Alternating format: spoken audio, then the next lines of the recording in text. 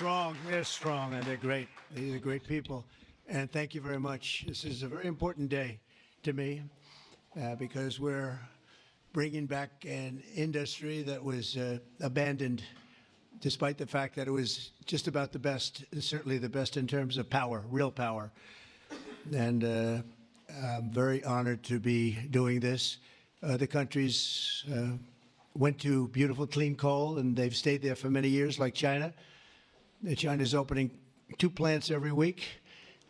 Germany went green, very green. They went so green they almost went out of business. Germany was finished. They went to wind. The wind wasn't blowing too much. And they went to all sorts of other things. You know, the Green New Scam hit Germany too. And guess what? Now they're back to coal. They're opening up coal plants all over Germany. We're the ones that aren't doing it. I call it beautiful clean coal. I told my people never use the word coal unless you put beautiful clean before it. Right, Doc? So we call it beautiful clean coal. Beautiful clean coal. So today, thank you. Today we're taking historic action to help American workers, miners, families, and consumers. We're ending Joe Biden's war on beautiful clean coal once and for all. And it wasn't just Biden, it was Obama, and there were others. But we're doing the exact opposite. And all those plants that have been closed are going to be opened if they're modern enough, or they'll be ripped down and brand new ones will be built. We're going to put the miners back to work. And I said I was going to do this. And I've said it loud and clear. And it's time to do it. And we need it. And I look at these people behind me. I don't want to have any arm wrestling contests with any of them. But they've had a little more practice with the lifting things, I will say. But they are great people, and I know them indirectly for a long. That includes you guys, for a long time. And they're great people, and with great families, and come from areas of the country that we love, and we really respect. And I want to thank Secretary Doug Burgum for doing such an incredible job. From the day I met him, I knew I wanted to have him in my cabinet. He took a shot at running, and he was so good and so solid that he made no news. And that was good. But I saw him, and I saw his beautiful wife, Catherine, and I said that they're going to be a team. They are a great team, and they're going to be working for this country someday. And one of the first people I called after I won. So thank you very much. And along with the Energy Secretary, Chris Wright, and I was going to make Doug actually the Energy Secretary. And he said, sir, you have one person who's much better than me at this, Chris Wright. I said, who the hell is Chris Wright? I have no idea who he is. And then I learned that he's the most respected person in the energy business by far, far and away. For Doug to say that Doug's got a big ego, it was very tough for him to say that. Catherine was there, right? Catherine, you said, wow, I've never heard that before. But Chris, you guys are fantastic. Stand up. All three of you, please stand up.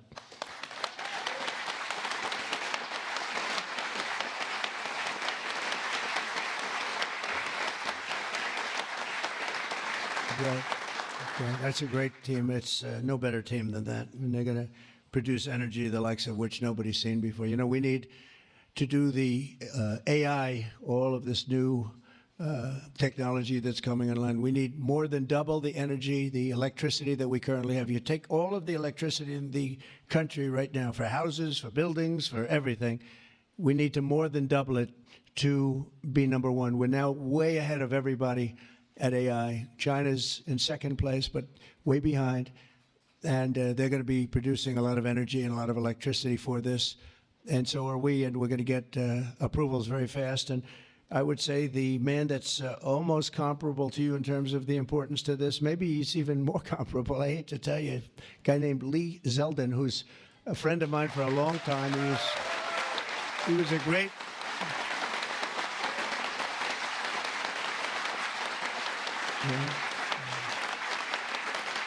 Lee was a great lawyer, and he ran for office, and he won immediately. I gave him a very important endorsement. He won for Congress in an area that was unwinnable. He couldn't have, they were all saying, why is he wasting his time? That's Democrat territory. And I liked Lee and knew Lee, and he ended up winning a seat in a massive upset. Nobody knew what happened, actually, and then he was there for a long time. How many years were you there? 8 years. Was very popular, and Then he almost won the governorship of New York, which is lost by a few points, which was an amazing run. And I said, we got to get you in with us in some form, and we did. And he's head of the environmental agency, EPA, and doing a great job. And I said, if we have a nuclear power plant, Lee, can you get it approved in less than a month? He said, what? He said, I'll do it faster. And by the way, he'll do a fast job, but he's going to do also a great job. It's going to be an important job. We don't even smile about it, but you know, I've been involved in the approval process for a long time, having been in real estate, and you go years and years and years for absolutely nothing. And even in those days, I used to say, you know, this whole thing could have been approved in a week or 2 weeks or 3 weeks, and it would have been just as good. But they'd take you down the path, and you'd spend years waiting, and then sometimes you get rejected. I wasn't rejected too much. I was the king of zoning. I did well, but it was such nonsense. It was so terrible. The process was so terrible. But this is the big leagues now, and he's the head person in the whole country, and I appreciate it, and I appreciate you doing it. And already they're respecting you very greatly. So thank you very much, Lee. Great job.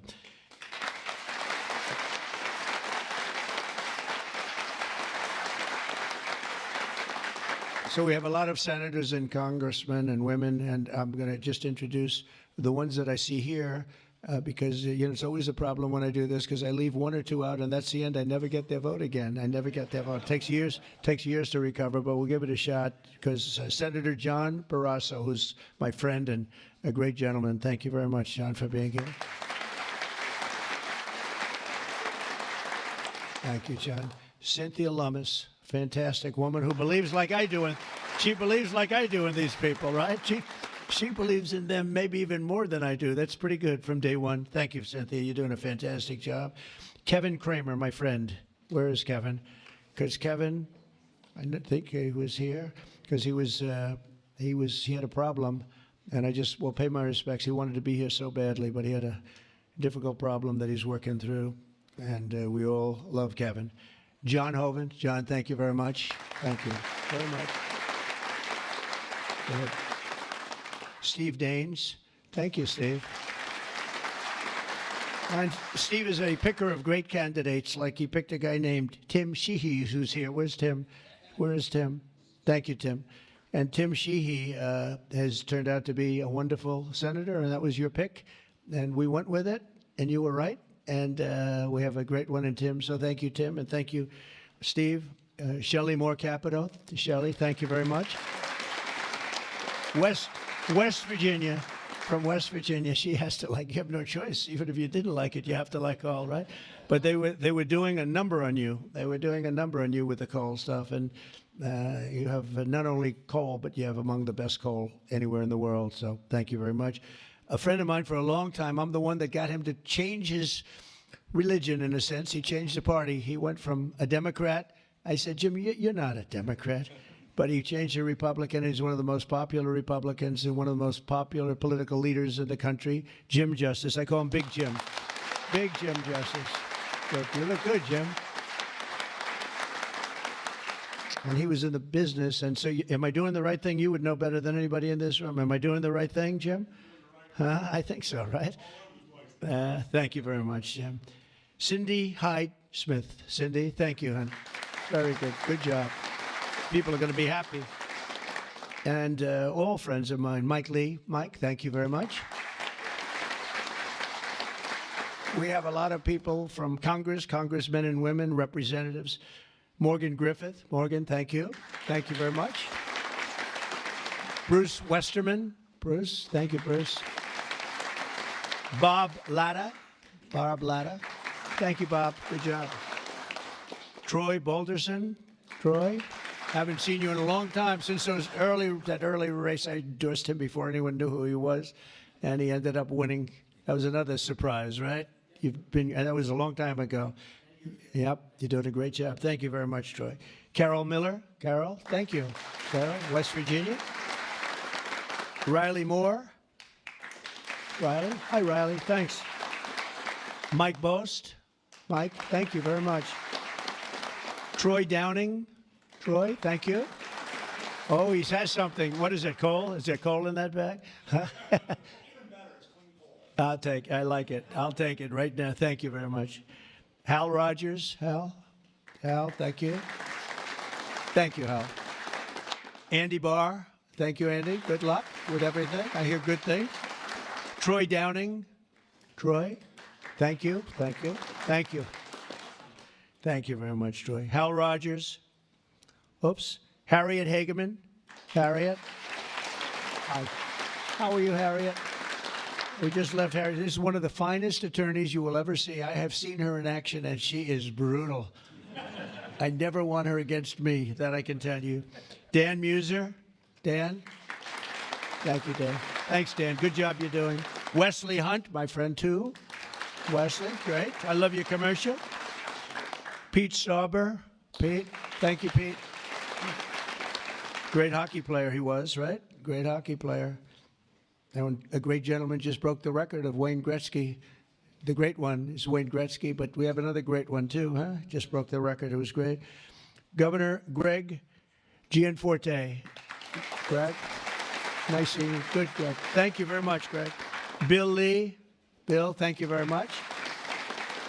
Patrick Morrissey, West Virginia, just got elected. Mark Gordon. Mark, thank you. Thank you very much. And we have a lot of others, and I'm in trouble because I don't know. I got 5 or 6 others that I see quickly, but I'm just not going to do it. Don't hold it against me because we have to get back to the most important people in the room, these people. You know that, right?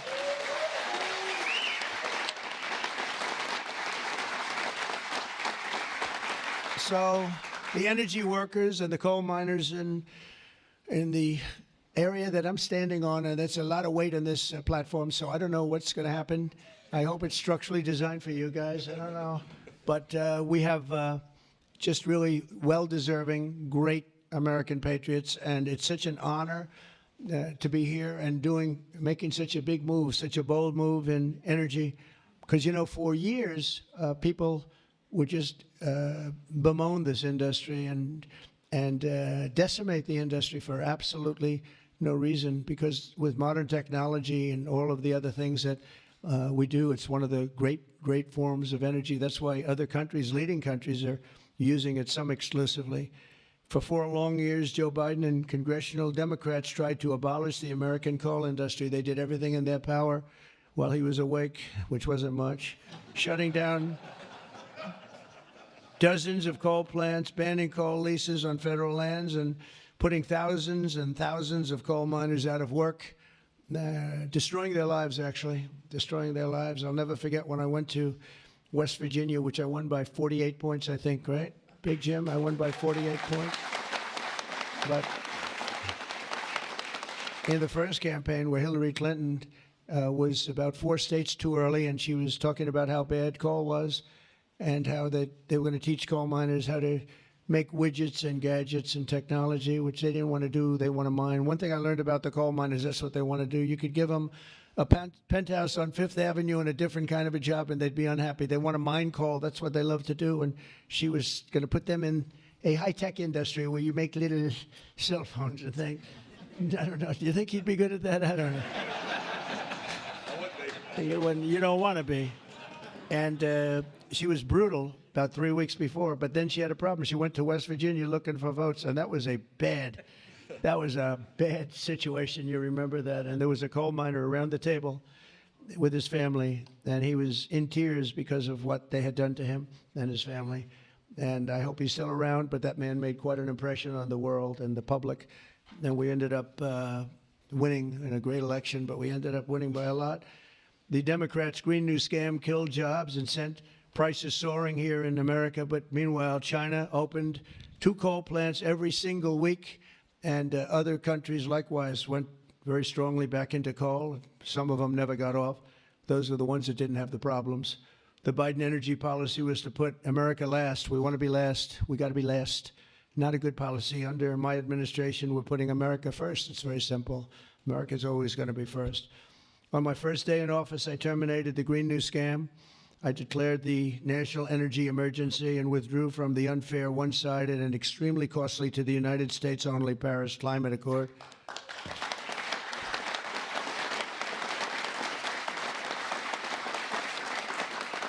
You know, under the Paris Climate Accord, we had a terrible situation. We would have paid over $1 trillion. Think of it, over $1 trillion. And Russia was paying almost nothing. Russia had a 1992 standard. China was paying nothing. China didn't kick in until 2035. This was 5 years ago. So they didn't kick in for many years. India had no standard whatsoever. But we had the highest standard you could imagine. And we had to start paying from day one. And we had to pay lots of money. We paid for everything. So I was not a big fan of the Paris Accord. And I let it be known, and I got out of it early. Then they went back into it. And now we get back out of it.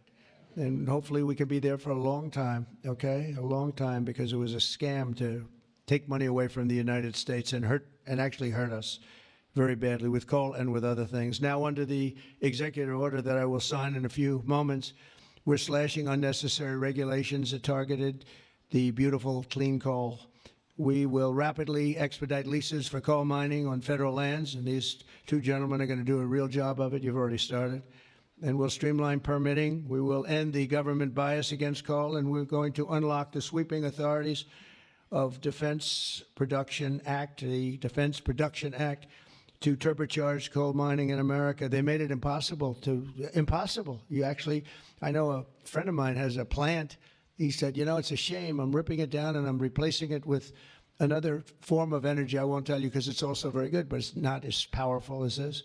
He said, you know, the plant I'm building, the new plant, is literally half as good. It's no less, you know, it's not probably even as good environmentally, but he said it produced half the power for more money, much more money. It'll never compete with that beautiful plant I have down the road, which was really a modernized coal plant. Well, he'll be happy to know that he can open that plant up very quickly, and it's going to produce a lot. But he was complaining. He said, this is so much better. He wasn't doing that as politicking me. He was doing that because that's what he felt. And he knew every form of energy. We talked about that. He knew every form of energy.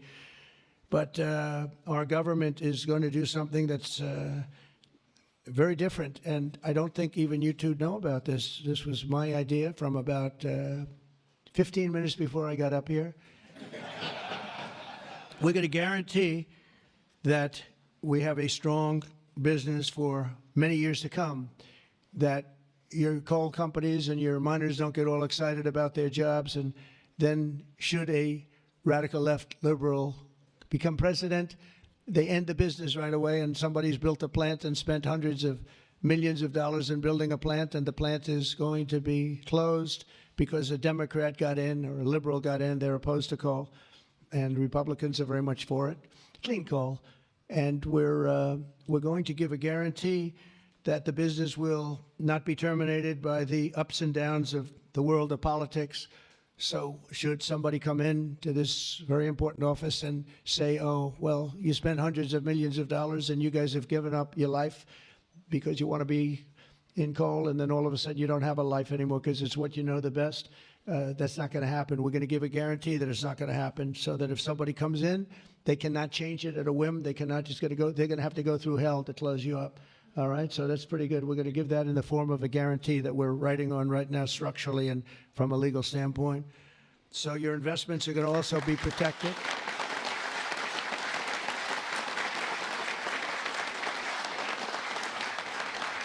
And you're going to have no reason to be concerned about your future, your life, or your investment if you're a miner, as this great governor was a miner, actually. He was one of the larger coal miners. He could fit up here very easily, you know, Big Jim.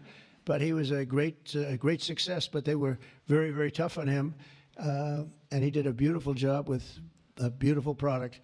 Already under our leadership, the Department of Interior has approved the expansion of the Spring Creek mine in Montana, supporting 280 coal mining jobs and unlocking over 40 million tons of coal. And there's more to come. Spring Creek, big one. And there's more to come in the states of Wyoming, Alabama, Utah, North Dakota, and many others. West Virginia, I can't believe they didn't put West Virginia down. It's lucky I mentioned that, right? Can you imagine if I didn't mention West Virginia? I would have been in big trouble. They didn't mark it down here. Good to have a president like that can pick that up, right? You think Joe Biden would have picked that up? I don't think so. Gee, they didn't mention West Virginia. I don't think so. I don't think he'd be standing up here either. The value of untapped coal in our country is 100 times greater than the value of all the gold at Fort Knox. And we're going to unleash it and make America rich and powerful again. Under this order, I'm also directing Secretary Wright to use billions of dollars in federal funding to invest in the next generation of coal technology, which is an amazing technology in terms of getting the full potential of coal and also doing it in a very clean, environmental way. Pound for pound, coal is the single most reliable, durable, secure, and powerful form of energy there is on Earth today. It's a big statement. You never hear those statements, you know. You've never heard that before from a politician, have you? Well, maybe from that politician, but not from not too many. But that's the way it is. I say it again. Pound for pound, coal is the single most reliable, durable, secure, and powerful form of energy. It's cheap, incredibly efficient, high density, and it's almost indestructible. You could drop a bomb on it, and it's going to be there for you to use the next day, which you can't say with any other form of energy. Virtually indestructible. Most importantly, we have more of it here in America than anywhere else on Earth. We have more coal than any other country. You go to Australia, they have fantastic amounts of coal. You know who they sell it to? China. They sell it to China. They're nearby. They sell a lot of it to China. But we have more than anywhere else on Earth. We also have more liquid gold than anywhere on Earth. So we're really an energy behemoth, but we're unleashing that also. That's going to be another part. But I didn't even want to mention that. It's not down here because I didn't want to mention today is about clean, beautiful coal. So I'm going to give this to you. This big guy. Should I give it to him? Yeah. You take that. Thank you, Mr. President. Okay.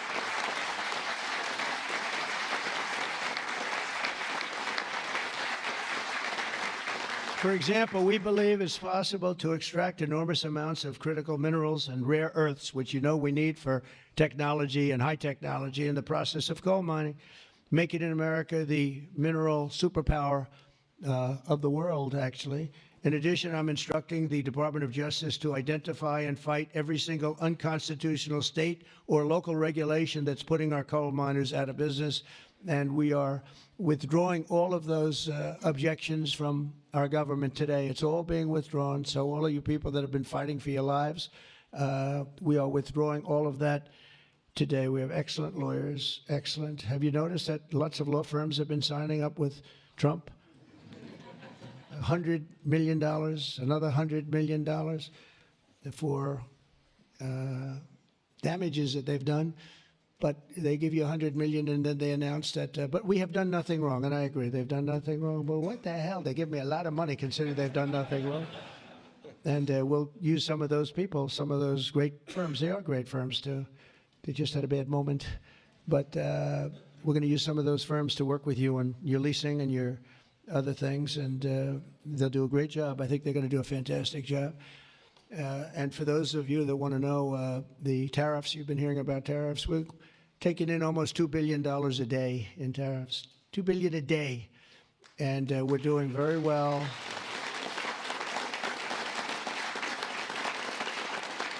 And we're doing very well in making, I call them tailored deals, not off the rack. These are tailored, highly tailored deals. Right now, Japan is flying here to make a deal.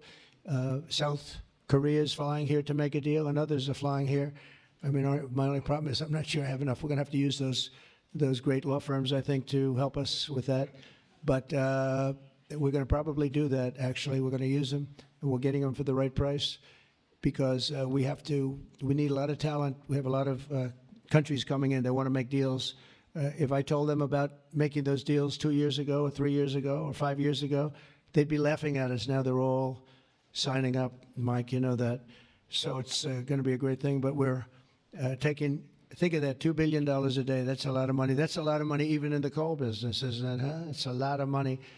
And America's going to be very rich again very soon. You're going to see that happening. You see it all along. And it's so that whole situation that, you know, it was somewhat explosive, but if we didn't do that, we wouldn't be talking the way we're talking right now. It's been amazing what's happened. Sometimes you have to mix it up a little bit, but we've had great consideration. We've had talks with many countries, over 70. They all want to come in. Our problem is can't see that many that fast. but we don't have to because, as you know, the tariffs are on, and the money is pouring in at a level that we've never seen before. And it's going to be great for us. It's going to be great for other countries. We've been ripped off and abused by countries for many years with the tariff situation. They've used tariffs against us. We didn't use tariffs against them or in any way. I mean, we just didn't use them of any monumental proportion. And so we are doing it now. We have tariffs on cars. We have tariffs on lumber, tariffs on steel and aluminum. Steel plants are going up because of it all over the country. We have 25% tariffs on steel and aluminum. And I think the steel workers like me even more than the coal miners like me. I'm pretty sure that that's true. We have, instead of having no steel business, I put them on originally in my first term. We wouldn't have had one steel mill in the United States if I didn't do that. And now we upped it, and we not only are we taking in a lot of money, but we're protecting our workers, our steel workers. We're protecting our steel industry. And one thing you know, that steel and things like steel you need, because you need it from a defense standpoint. You need steel for your tanks and your planes and your everything. And certain industries you can get away with not having, but others you need, and steel is one you need. So I want to let you know that's in full force and effect. And literally as we speak, I spoke to executives in the steel industry over the last few days, and they're all coming in to build plants in the United States of America, because if you build them in the United States, you have no tariffs to pay. There are no tariffs to pay, zero. If you build them outside using outside labor and hurting our businesses, and you send your product in, you have to pay a price for that, and they will be having tariffs, as you know.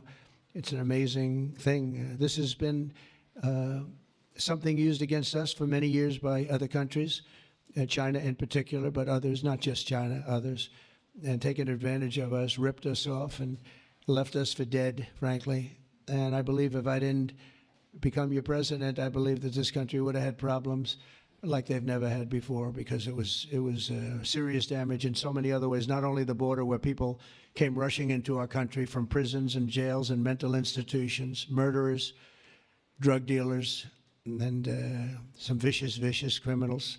11,088 murderers came into our country. We have to get them out. We're getting them out. 11,088. Of that number, half committed murder on more than two people. And this is what they allowed into our country with their open border policy of lunacy.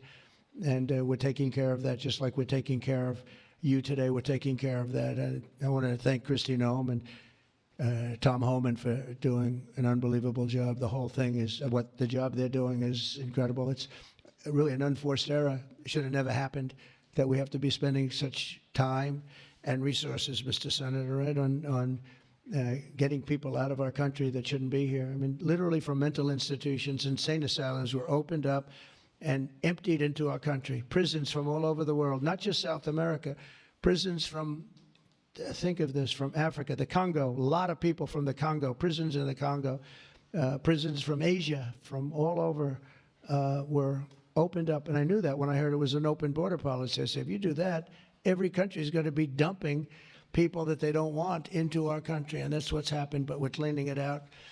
And the courts, we had a good decision, as you know, from the Supreme Court, allowing us to do that. We have judges that didn't want us to do it. We have judges that wanted the very evil gang members from Trendy, Iroquois, and MS-13. They didn't want them taken out of the country and put in very powerful prisons. When you look, you've all seen those clips, pretty amazing clips.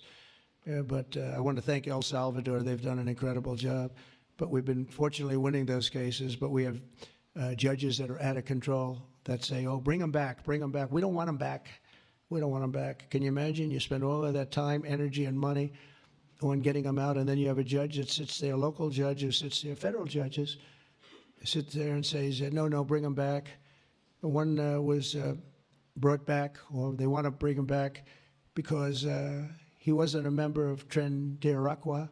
He was a member of MS-13, which is just as bad. So they misidentified him, but it sounds to me like he was a member of MS-13. So they want him brought back because he wasn't treated properly.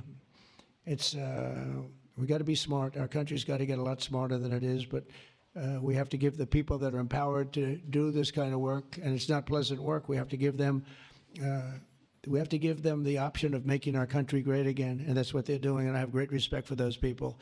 And they're doing it out of love. They could get a much easier job. They're doing it out of love for our country. It's so important, just like I'm doing this with coal today for love for our country. Earlier this afternoon, I signed another executive order to strengthen our electric grid by ensuring that coal-fired power plants are always available to meet surging demand for electricity. Unlike wind and solar, coal plants can run 24 hours a day in rain, sleet, or snow, and you will not be subject to the incredible blackout situation that's taking place in California, where they have blackouts all the time. It's an amazing thing with California. They have blackouts and brownouts at levels that nobody's ever seen before, and all they want to do is keep going the way they're going, and they're doing a very poor job. As you probably heard, I released billions of gallons of water going in from upstate California, from the most northern parts of California. Probably comes in from Canada to a certain extent. Thank you very much, Canada. We appreciate it. And I released it. It was being sent out to the Pacific Ocean. I've been working on Gavin and some of the politicians for years, and they didn't want to do that because they were protecting a smelt, a fish that was perhaps in trouble, but it's not unique to that area. And because of that, you had numbers, you had fires. Nobody's ever seen anything like what happened. Think of what it would have been like if you had fire hydrants that had water in them, if you had sprinkler systems in houses. A lot of these luxury houses where they had beautiful sprinkler systems, there was no water. They had no water to put out the fires. Water is very good for putting out fires. You know, they just didn't learn it. But we now have millions of gallons, billions actually, they say, of gallons of water pouring into California from the Pacific Northwest, I guess they would say, mostly Pacific Northwest, but other parts of the northern sections of California and beyond. And it's a beautiful thing to see. I saw a picture of it this morning. The water's just flowing down there. I said, why didn't they do this? I told them to do it. My first term, I said, do it. And I don't know. I think the second term is just more powerful. They do it. When I say do it, they do it, right? And we actually had to do some pretty strong things to get them to open it up.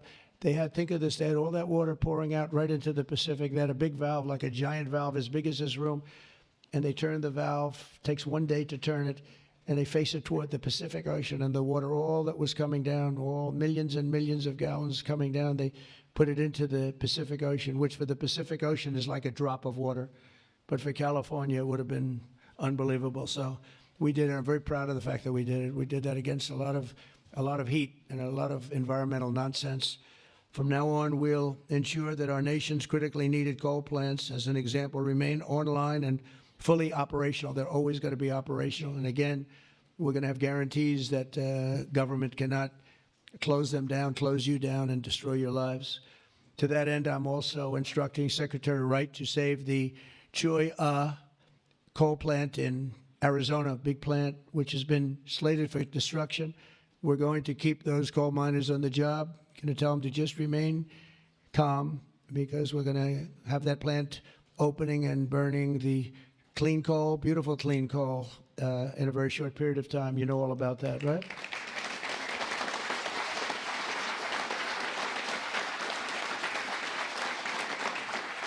That's a big one. As part of our historic deregulatory efforts this afternoon, I'm also granting immediate relief to 47 companies operating 66 coal plants, very big ones all over the country, recusing and making them available for coal production almost in the immediate future. But we're going to be crushing Biden-era environmental restrictions.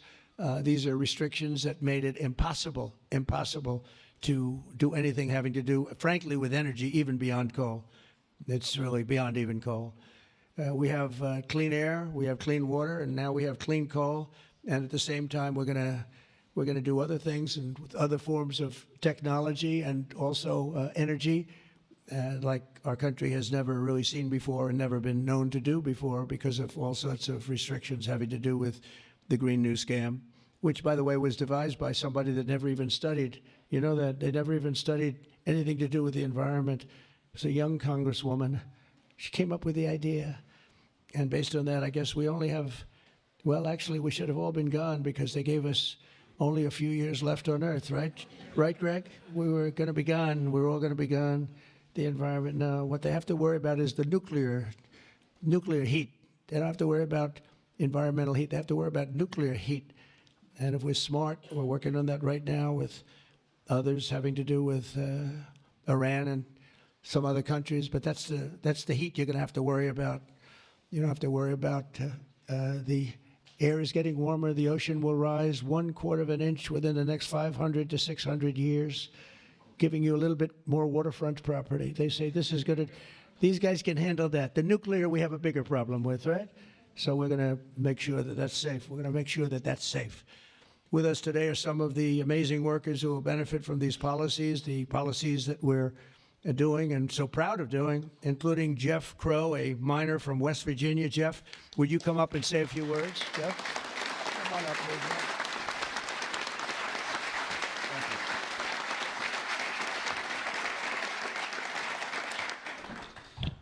Good afternoon, Mr. President. I want to first thank you for having me and my fellow miners here. It is an honor and a privilege to be a part of today's events. I believe this past November that America clearly spoke about what we wanted for our country. It is reassuring for Americans to have a president in office who will truly put the United States of America above all else.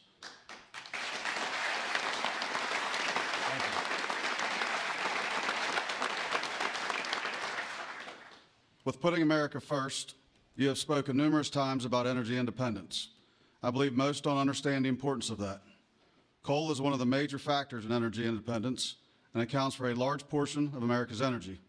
Coal is one of the most reliable and cheapest forms of electricity. For too long, coal has been a dirty word that most are afraid to speak about. Most of those that would speak negatively about coal do so from an uneducated standpoint. Many are unaware of the engineering and technology that are used in today's mining to create a clean, energy-efficient product. All of this is done while using the safest practices in the industry. Speaking for West Virginia, coal provides approximately 50,000 jobs for those that work in the mines and the businesses that support them. It also accounts for over 50% of West Virginia's export product. To name a few, we employ engineers, teachers, physical therapists, accountants, truck drivers, high school and college graduates. All of these occupations and graduates have turned to the coal industry to provide a better way of life for them and their families. Everyone in our industry works long hours and days to provide a reliable energy product, and too many times it goes unnoticed. I've personally worked in the industry for 23 years. I choose to do this daily to provide my wife and children with the life that they deserve. Prior administrations have done all they could to eliminate the coal industry. Sorry, one second, I'm getting there. In my opinion, they have done so with an unethical and uneducated approach. But we are still strong, we are still here, and we are still needed in order to make America great again.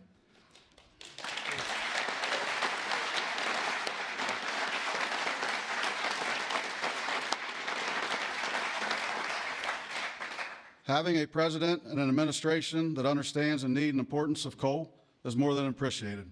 It gives the industry a form of reassurance to know that we have a president in place that supports us. From my family to the over 3,000 employees of ACNR, and for the coal companies, miners, and businesses throughout our great country that rely on the coal industry, we say thank you for your continued support.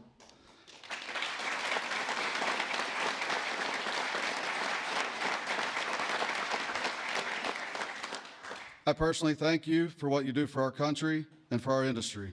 It has been my pleasure to be here today to help you usher in the golden age of America. That's good. Thank you. Thank you. Thank you. Appreciate that. Thank you.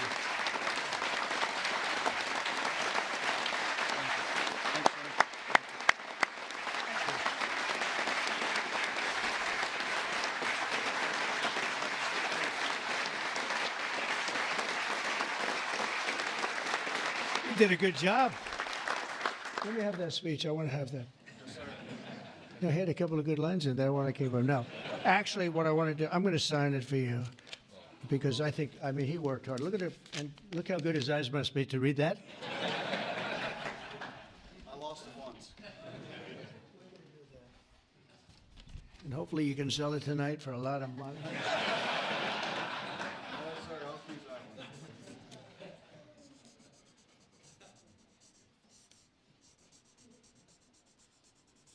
That's great. Thank you very much.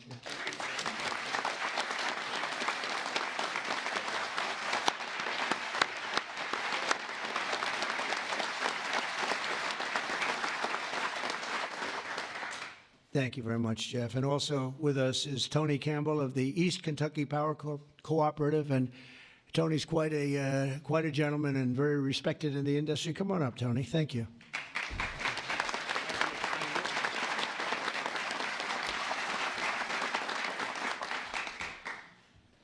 Mr. President, on behalf of East Kentucky Power Cooperative, the National Rural Electric Cooperative Association, and electric cooperatives across this America, thank you for your leadership to restore American energy dominance. Electric co-ops keep the lights on for 42 million Americans across 56% of the land mass. We are owned by the communities and businesses we serve and provide electricity to growing communities, new data centers, and manufacturing plants. Mr. President, electric co-ops are powering America, and we are proud to partner with you and your administration to power America into the future.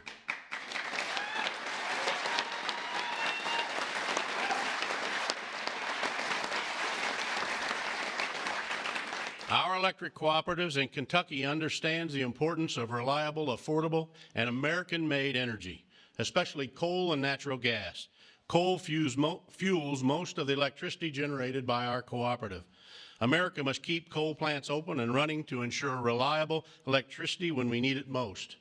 To meet growing demand over the next decade and ensure fuel security, America will need more always available electric generation power, such as coal. And we want to recognize the hardworking American men, women that support our mission. To all America's line workers, our coal miners, thank you for your dedicated service to our country.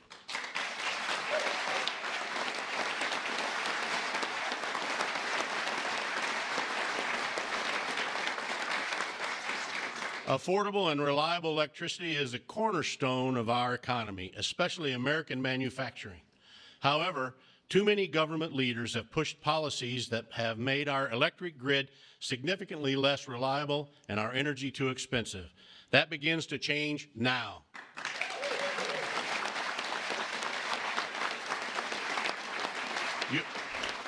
Your actions today will prevent the premature closing of essential power plants and help us meet tomorrow's energy needs. And they will help us continue to deliver reliable, safe, and affordable electricity.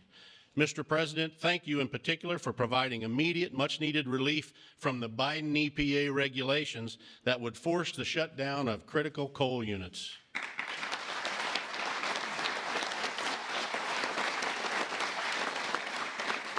Finally, I want to say congratulations on the all-star energy team you've assembled.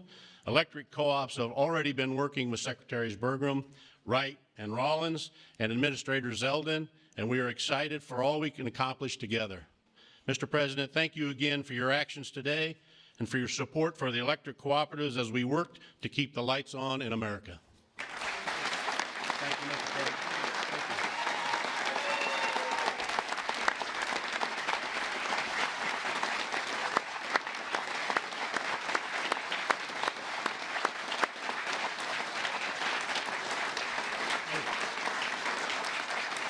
Thank you, Tony.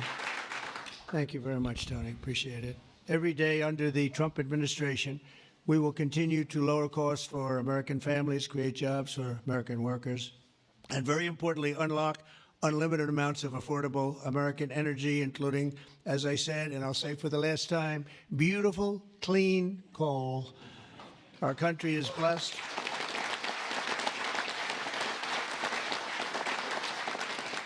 Our country is blessed with the most abundant natural resources on earth, as nobody has what we have. And we're going to use it, too. We're going to use it in a very responsible way. Together, we're going to tap that magnificent potential to give our people the glorious future that they deserve, better than they've ever had in the past. I mean, they had a good future.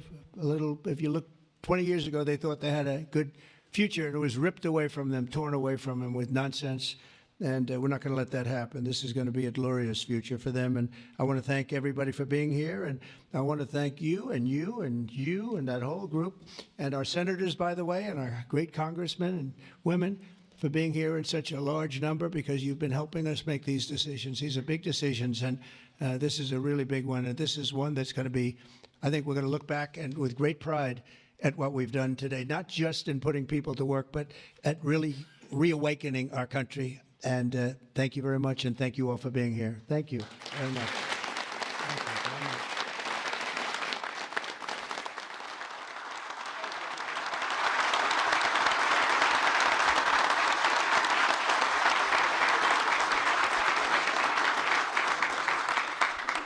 Come on up. Mr. President, Yes, please, first one.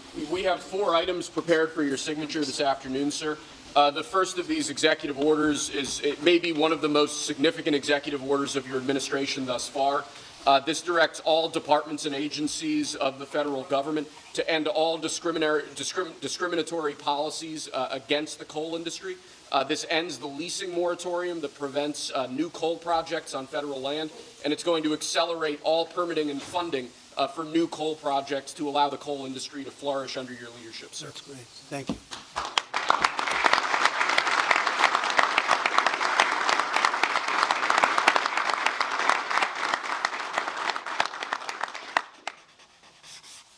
Okay.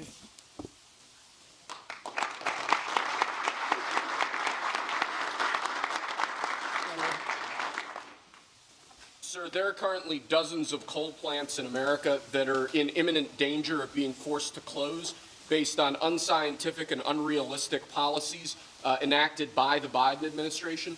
What we're going to do is essentially impose a moratorium on those policies taking effect to protect coal plants that are currently operating, to ensure that they're able to continue producing power and continue providing jobs to Americans in the coal industry. Right. Thank you very much.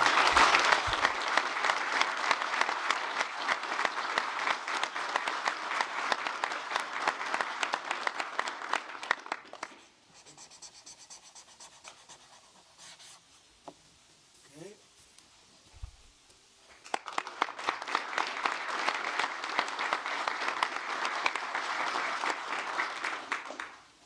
Sir, you've made grid reliability and security a key focus of this administration.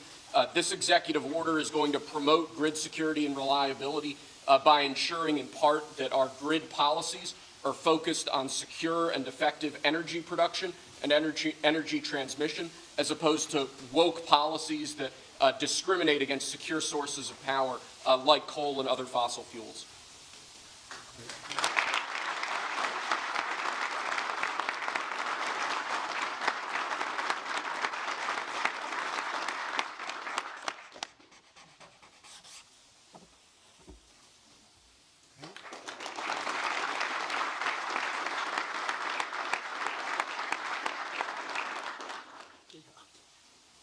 Lastly, sir, one of the biggest problems we have in this space is Democrat states, radical leftist states, enacting policies and enacting an agenda that discriminates against coal, against secure sources of energy. Many of these policies are unconstitutional and illegal, and with this executive order, you're going to be instructing your Department of Justice to vigorously pursue and investigate these state policies that we believe are illegal or unconstitutional. Good. Thank you.